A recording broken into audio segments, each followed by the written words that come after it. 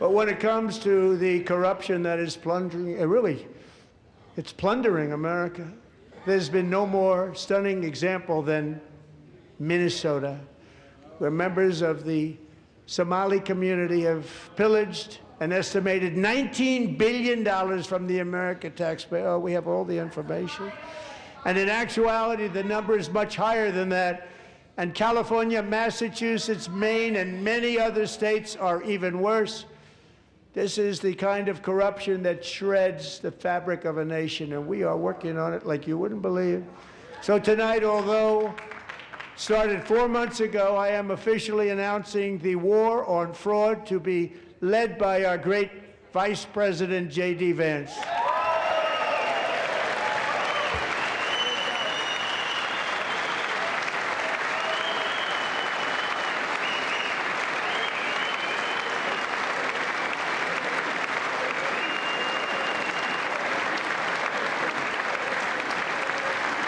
We'll get it done. And if we're able to find enough of that fraud, we will actually have a balanced budget overnight. It'll go very quickly. That's the kind of money you're talking about. We'll balance our budget. The Somali pirates who ransacked Minnesota remind us that there are large parts of the world where bribery, corruption, and lawlessness are the norm, not the exception. Importing these cultures through unrestricted immigration and open borders brings those problems right here to the USA. And it is the American people who pay the price in higher medical bills, car insurance rates, rent, taxes, and perhaps most importantly, crime. We will take care of this problem. We're going to take care of this problem. We are not playing games. Delilah.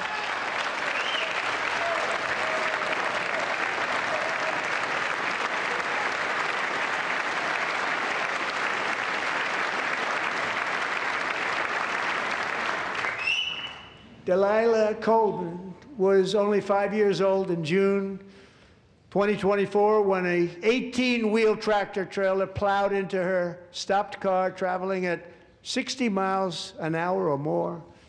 The driver was an illegal alien let in by Joe Biden and given a commercial driver's license by open borders politicians in California. Doctors said Delilah would never be able to walk or talk, have a good life. She wouldn't even be able to eat again. But against all odds, she is now in the first grade learning to walk.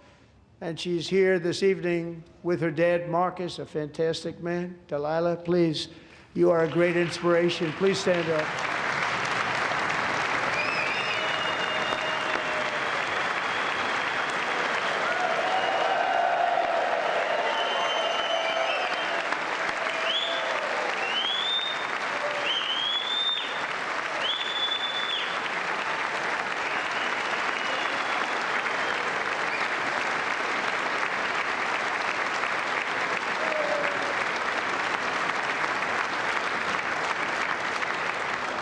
Thank you, Delilah.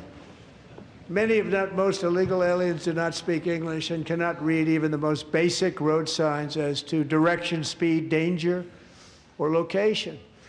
That's why tonight I'm calling on Congress to pass what we will call the Delilah Law, barring any state from granting commercial driver's licenses to illegal aliens.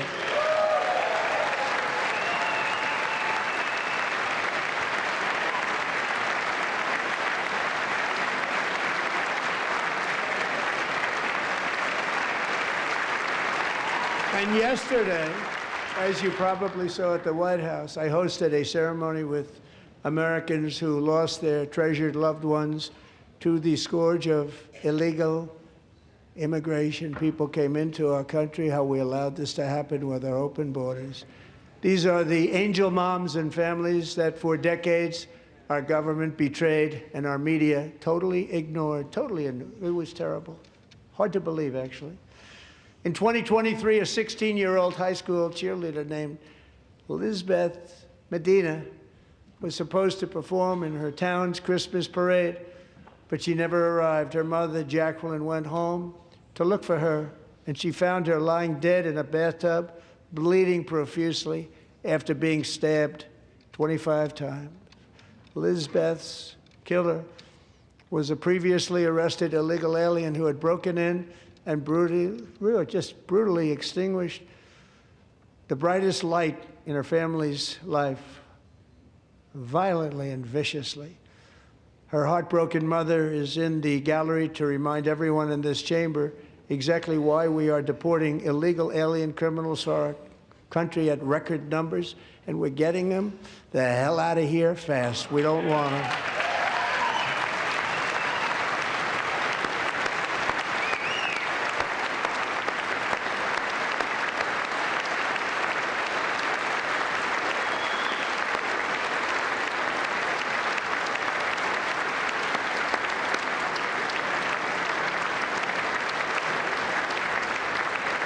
Thank you very much, Jacqueline. Thank you. We can never forget that many in this room not only allowed the border invasion to happen before I got involved, but indeed they would do it all over again if they ever had the chance. If they ever got elected, they would open up those borders to some of the worst criminals anywhere in the world. The only thing standing between Americans and a wide open border right now is President Donald J. Trump and our great Republican patriots in Congress. Thank you. Thank you.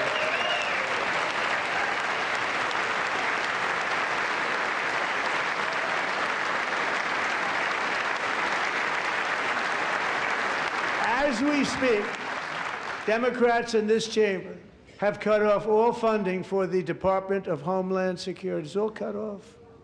It's all cut off. They have instituted another Democrat shutdown, the first one costing us 2 points on GDP. 2 points we lost on GDP, which probably made them quite happy, actually. Now they have closed the agency responsible for protecting Americans from terrorists and murderers.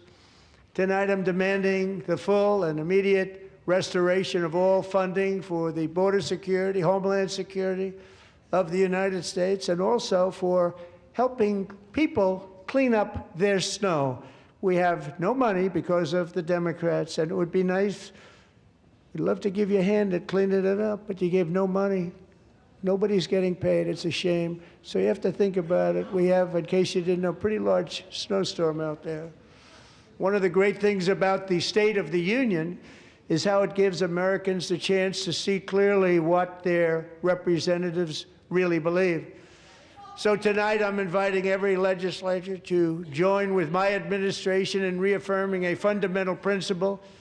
If you agree with this statement, then stand up and show your support. The first duty of the American government is to protect American citizens, not illegal aliens.